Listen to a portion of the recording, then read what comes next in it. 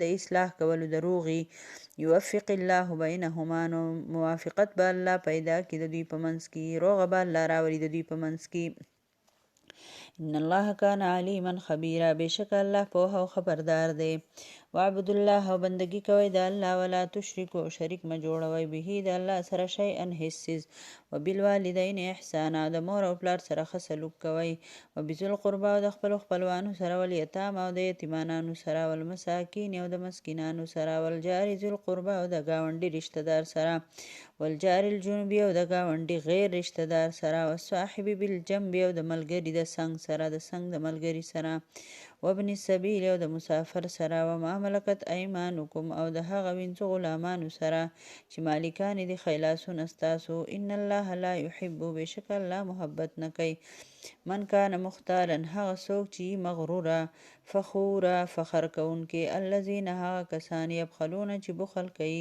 ويأمرون الناس بالبخل او حکم کوي خلکو ته د بخل ويكتمون ما آتاهم الله او پټي هغه څه چې ورکړي دوی ته الله من فضله د فضل خپلنا واعتدنا مونږ تیار کړی دی للکافرین د پاره د کافر عذاب مهینا عذاب سپکونکې ذلیل کوونکې والذین ينفقون او هغه کسان چې خرج کوي اموالهم مالونه خپل رئاء الناس د پاره د خو د خلکو ولا يؤمنون بالله او ایمان نه لري په الله باندې ولا بالیوم الاخر او نه په ورځ د آخرت باندې او من یکن الشیطان او هغه څوک چې شیطان له دلرا قرینا ملګری فساء قرینا نو بد د ملګرتیا د شیطان وماذا علیهم او څه نقصان به په دوی باندې څه به شوي په دوی باندې څه نقصان به شوي په دوی باندې لو آمنو کچر ایمان راوړی بالله په الله والیوم الاخر په ورځ د آخرت وانفقوا خرج کړی وي مما هغه څه رزقهم الله چې ورکړي دي دوی ته الله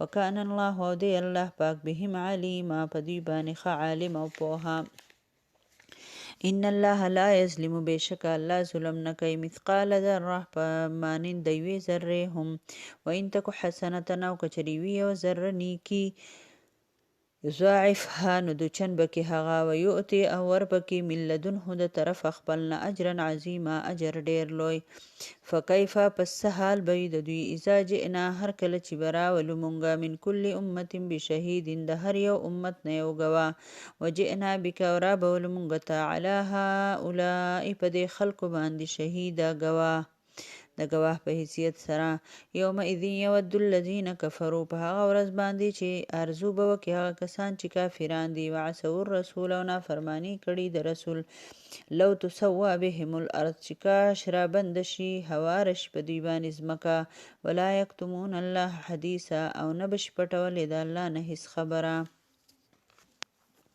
په دې رکوع کې الله رب العالمین سړو ته قوام ویلي دي.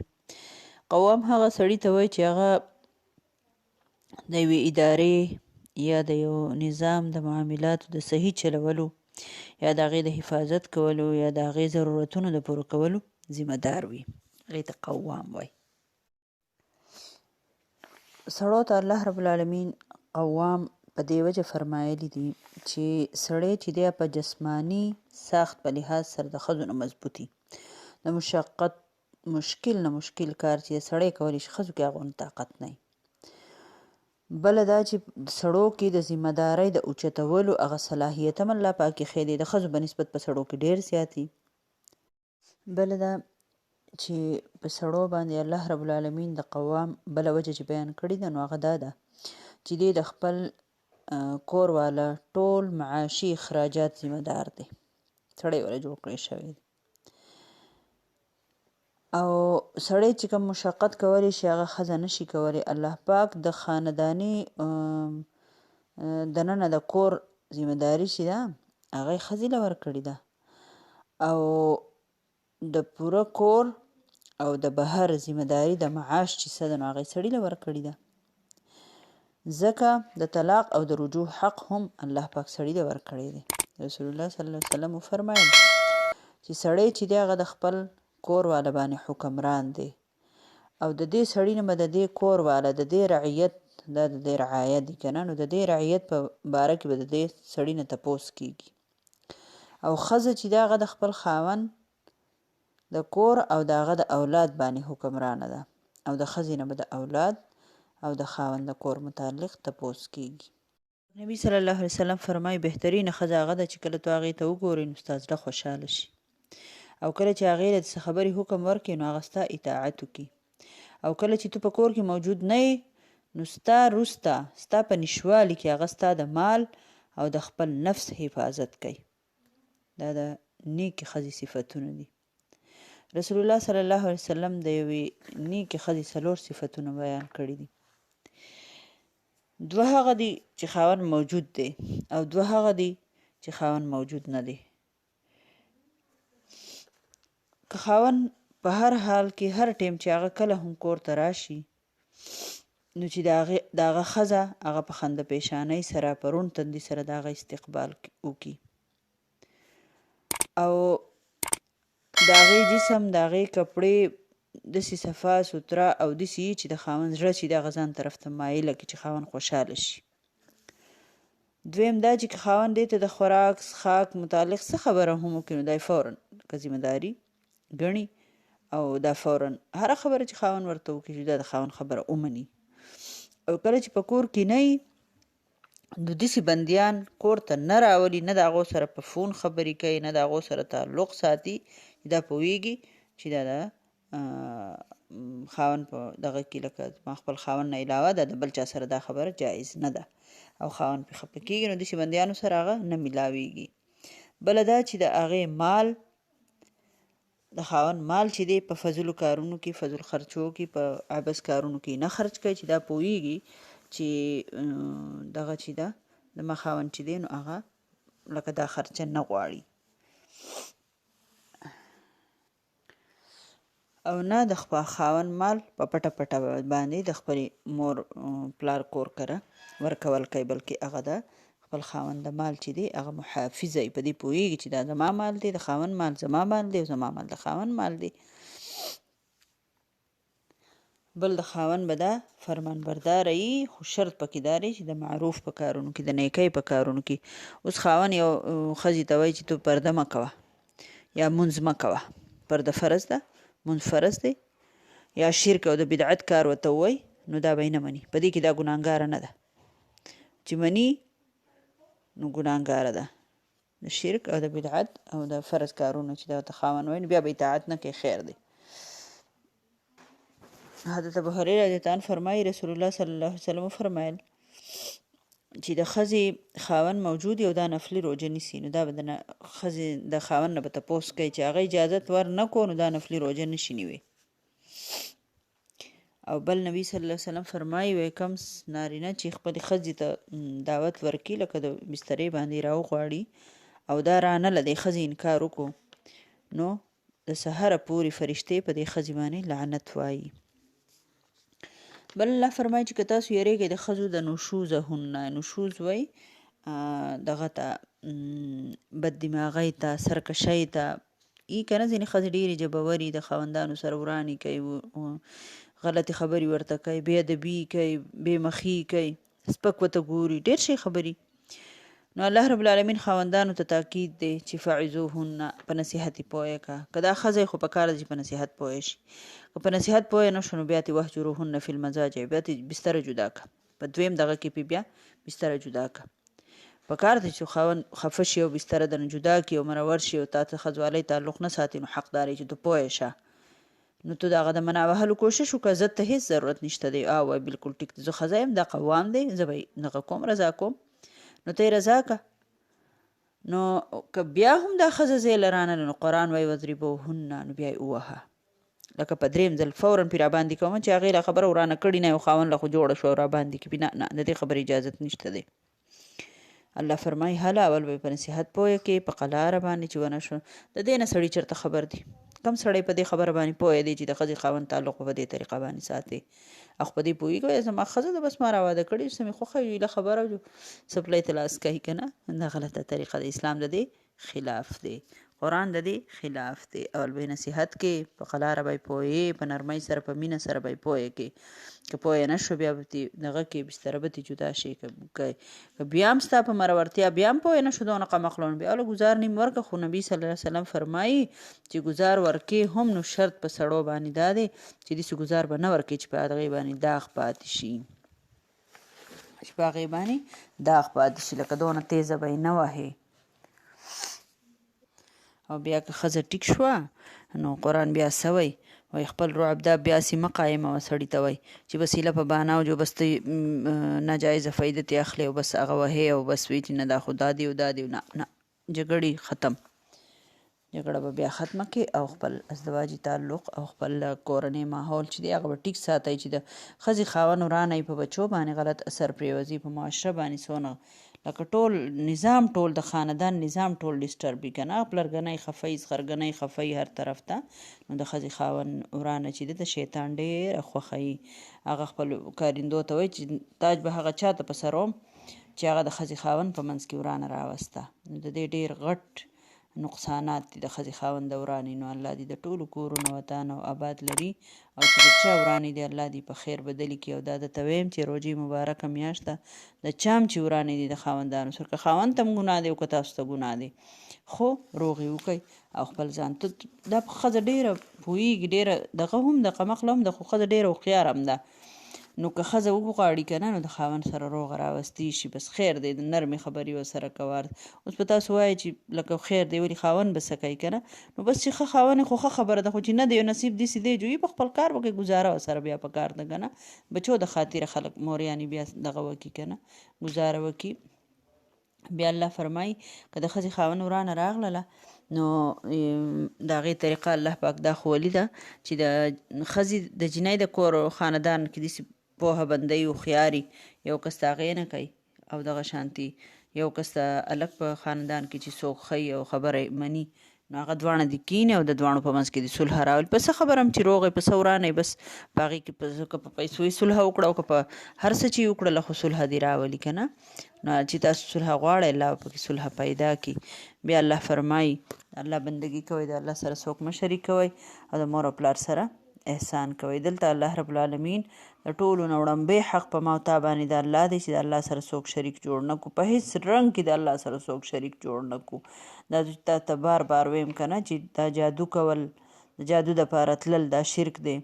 بابا له تلل، د بابا نه څه غوښتل یا د هغې ګټې او مالګې او رانجه او پته نشته څه په ځان باندې راښکودل دا شرک دی. پخوانو خلکو به بوتانو ته سجدې کولې او زموږ خلکو په دې طریقه باندې که نه، نو دا ټول شرکي عقیدې چې دي د دې نه ځان منع کوي. ټیک شو. وبالوالدین احسانا، بیا الله فرمایي د مور او پلار سره ښه سلوک کوئ. د الله نه پس الله رب العالمین حق چې دی هغه د مور او پلار ایښي، د ځان سره فورا الله رب العالمین مور او پلار یاد کړي. د مور او پلار دونه حق دی چې مخکې به راشي چې قرآن وایي چې اوف به ورته نه کې. لویه خبره نوره خو ډېره ده، خو اوف به ورته نه کې. د پاک نبي صلی الله علیه وسلم حدیث مبارک دی، یو ځلې مسیح نبي ته راغی، نو 3 پړوی وې د منبر، نو په یوې خپه مبارکه کېښوده، وی آمین. چې دویمه ته پړوی ته شو وی آمین، چې درېیمې پړوی ته شو آمین، او بیا په منبر کېناست او خطبه یې ورکړله. صحابه حیران دي چې د الله رسول څه ته آمین وی، موږ خو څه وانه اورېدل. نو چې کله خطبه ختمه شوه نو صحابو تپوس وکړو د الله رسوله تاسو نن آمین آمین آمین وی، نور کله خو دا نه دي ویلي. نو پاک نبي صلی الله علیه وسلم ته وفرمایل وایي او زما چې په یوه پړوی خپه کېښوده، جبرایل علیه السلام راغی چې پوزه دې دوړبیزه نه شي، لکه پوزه دې خاور باندې راښکودی شي. مطلب دا چې ذلیله دي شي، ذلیله او رسوا دي شي. هغه بنده څوک وایي؟ الله وایي. ذلیله دي شي هغه بنده چې هغه د نبي صلی الله علیه وسلم نوم واورېدو او دوپې صلی الله علیه وسلم ونه وی. نو جبرائیل علیه السلام وی آمین، او ما وی چې آمین. ذلیله دي شي هغه بنده چې د الله رسول نوم واوري او صلی الله علیه وسلم سره ونه وی. نو که په هر چا نه یې واورئ، زما نه یې واورئ، په قرآن شریف کې مو ولیدو، په تشریح کې مو ولیدو، په بانک کې مو واورېدو شو ان محمد رسول الله، محمد شو که نه صلی الله علیه وسلم، نو تاسو به سره صلی الله علیه وسلم وایئ. که د چا د زوی نه محمد نوم و نو د هغه سره به نه وایئ، خو چې د الله د رسول نوم یې که نه نو صلی الله علیه وسلم سره وایئ. ټیک ده. که په خپله یې وایئ، که د بل نه یې اورئ، په ټي وي کې مو واورېدو، په هر ځای کې چې واورئ، خو صلی الله علیه وسلم به سره وایئ. او په دویم پړوی چې مې خپه کېښوده په بله، نو جبرائیل علیه السلام راته ووایي چې هلاک دي چې هغه بندیان چې مور او پلار یې دواړه یا یو کس د بوډاګانو، او مطلب دا چې مور او پلار د مور او پلار دونه خدمت ونه کړو چې جنت یې ونه ګټو، نو الله وایي چې هغه دې هلاک شي. او ما هم وایي چې امین، او جبرائیل علیه السلام هم وایي چې امین. نو واورئ زما خویندو چې څوک مور او پلار رضا نه ساتي نو هغه ذلیله وي. الله وایي ذلیله دي شي، رسوا دي شي، نو هغه چېرته نشي خوشحالی دی. د مور او پلار ډېر لحاظ کوئ، د خپلو خاوندانو ته ووایئ د مور او پلار ډېر لحاظ کوئ، ځکه چې مونږ ښځې یو که نه، مونږ هغو خو ښځې بچو کې مشغول شي، مور او پلار په ځای پاتې کړي، نو د دې خبرې ډېر زیات خیال کوئ. بیا او په درېیمه پړوی باندې نبي صلی الله علیه وسلم وفرمایل چې ذلیله او رسوا دي شي هغه بندیان چې هغه د روژې مبارکه میاشت بیا هم یا دوی دونه نیکي ونه کړي چې ځان په الله ونه بخي، نو هغه دې ذلیله شي. نو نن را سره د روژې میاشت او دونه نیکۍ به کوو انشاءالله چې الله باندې به دا خپل ځانونه معاف کوو، الله ته به جاړو، په دې شپو کې به الله ته زاري کوو، د الله نه به غواړو الله دې موږ ټول معاف کړي، الله دې زموږ د ټولو واړه غټ ګناهونه معاف کړي. بیا الله رب العالمین فرمایي وبالوالدین احسانا، نه بس وبذی القربا، د خپلو خپلوانو حقوق ما تاسو ته ووایي د صله رحمۍ که نه چې څونه غټ اهمیت دی.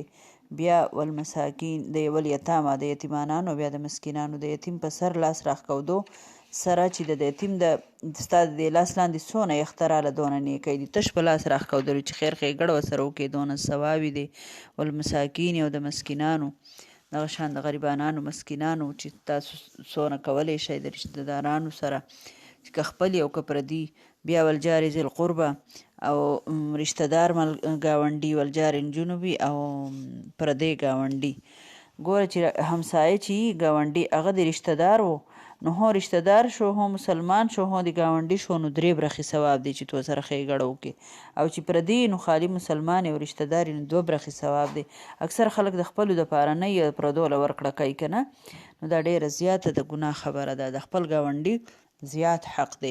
والصاحب بالجنب، د څنګ د ملګري سره د یو صحت د سره څوک روان دی، په ګاډي کې په کوسټر کې ناستې خواته د سره بنده کېناستو، په دغه باندې په بل ځای کې قیام طعام کې څوک درته میلاو شو، په اجتماع کې یو صحت د سره کېناستو، په غم ښادۍ کې د سره یو صحت یو ملګری کېناستو که نه، دا خو د لږ صحت ملګري که نه. الله فرمایي د دوی سره به هم نیک سلوک کې، یعنې مؤمن شان بدایي لکه سایه‌داره ونه چې هر وخت سوری ورکوي لکه بل له به آرام ورکوي هسې نه چې زموږ دا ښځې چې نو په کټونو کې خادیانو غمونو کې ځان له زر ځای ومني او بیا ناستې چې چېرته بل بنده له ځای ورنه کړمه ځای دې په خیر شي چې په دې باندې تاسو دغه کوئ لکه ښه په آرام باندې ښه خپل یو بل سره ښایسته سلوک کوئ دا ډېر زیات الله په دې خوشحالي نوره خبره په